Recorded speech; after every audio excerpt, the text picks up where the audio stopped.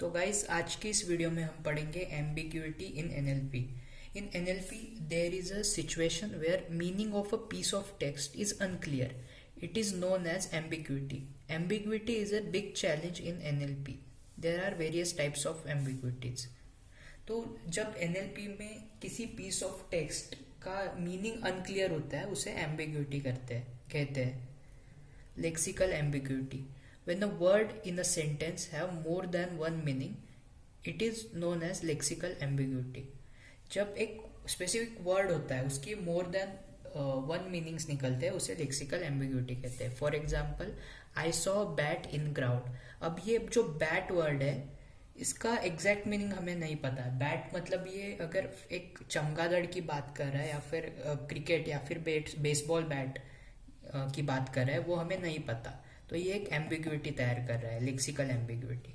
Second, syntactical ambiguity.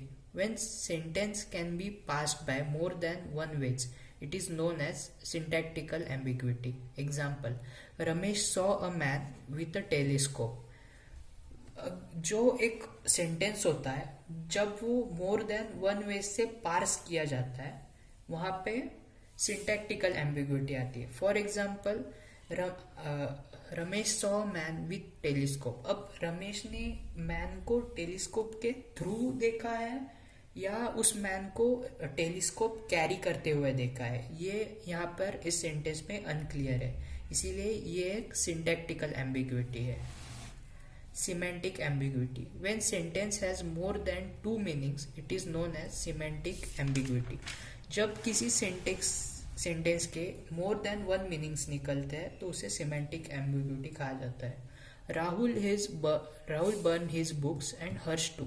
अब इस sentence में हमें ये बात क्लियर नहीं है कि हर्ष जो है उसने राहुल की ही बुक्स बर्न की या फिर खुद की बुक्स बर्न की है. ये एग्जाम्पल हमने लास्ट वीडियो में भी देखा था.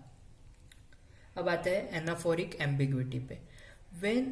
when it's unclear that to exactly which noun a pronoun is referring, anaphoric ambiguity occurs.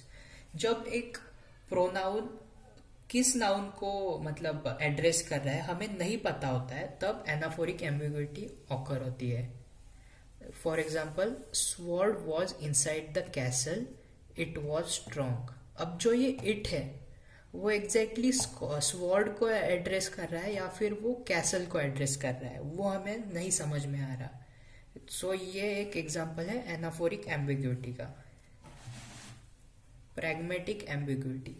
When it's unclear that what exactly sentence is trying to say, pragmatic ambiguity occurs. अगर एक sentence का meaning unclear है, वो क्या कहना चाह रहा है वो नहीं समझ में आ रहा, तब प्रैग्मेटिक एम्बिग्यूटी आती है. फॉर एग्जाम्पल, व्हेन समवन से नाइस जॉब. देखो कभी कभी ऐसे होता है कि कोई हमें कहता है नाइस जॉब, तब हमें नहीं पता होता कि वो एक पॉजिटिव वे में हमें कह रहा है कि सच में नाइस जॉब, या फिर कभी कभी मजाक में भी कह देते हैं क्योंकि हमने काम खराब किया होता है तो वो मजाक में से कहते हैं कि नाइस जॉब हमें मॉक करने के लिए, तो उसका मीनिंग अनक्लियर है. तो ये एक एग्जांपल है प्रैग्मेटिक एम्बिग्यूटी का. तो यहाँ पर हम वीडियो ख़त्म करते हैं. इसके नोट्स के लिंक मैं डिस्क्रिप्शन में दे दूंगा.